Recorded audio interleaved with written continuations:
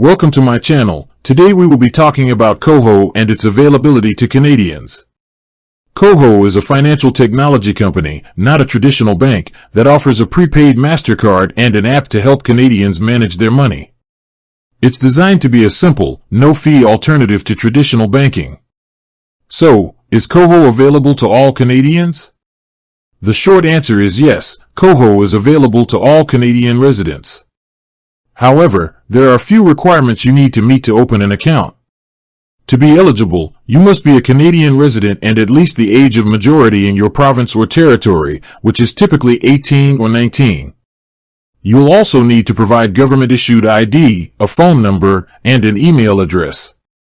A social insurance number is usually required as well, though in some cases you can open the account first and add it later. Koho is particularly popular with newcomers to Canada because you can open an account without having a Canadian credit history.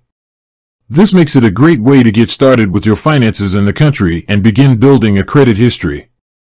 With that being said, thank you for watching. For more finance videos, kindly check my page.